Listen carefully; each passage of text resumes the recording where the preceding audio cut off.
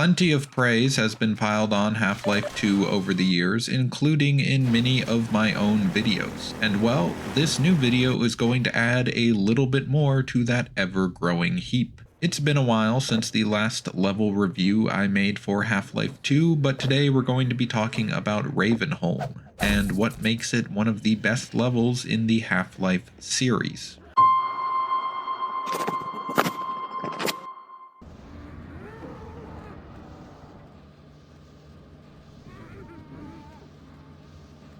Ravenholm is the chapter in Half-Life 2 where Valve stops treating the game like an extended tutorial and finally turns up the intensity. I would say it's the first level where you have what could be described as a decently complete arsenal of weaponry. Most importantly, it's the first level where the gravity gun can be used in combat, and there is nothing more satisfying in the entire Half-Life series than chopping a headcrab zombie in half with a saw blade launched at high speed from the business end of your 0-point energy field manipulator. This is Half-Life 2 at its best, and everyone knows it.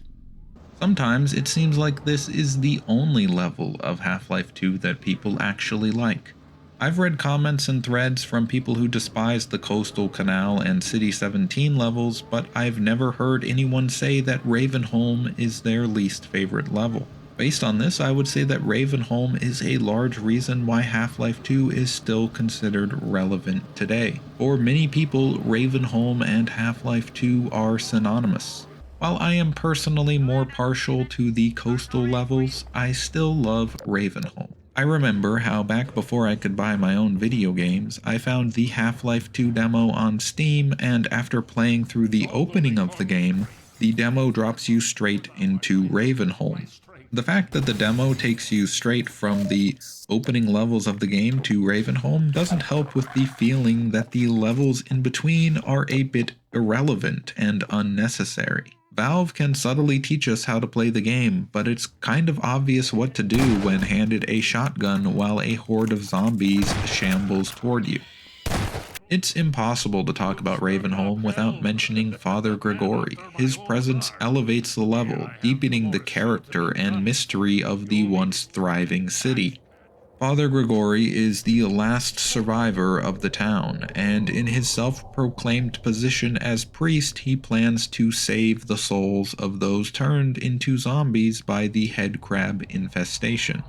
To this end, he has turned the city of Ravenholm into a network of traps while he patrols the rooftops and streets with his shotgun he has dubbed Annabelle. The game does a good job of slowly introducing this character, at first through just his voice and the traps that he has laid, and then as a figure on the rooftops, before finally having him fight side by side with you in the climactic section of the level. What makes Ravenholm different from the rest of Half-Life 2? I would say it's simplicity. Most of the other levels in Half-Life 2 either have a driving section or a combat squad command mechanic, which means that some of the focus is taken away from the first-person shooting.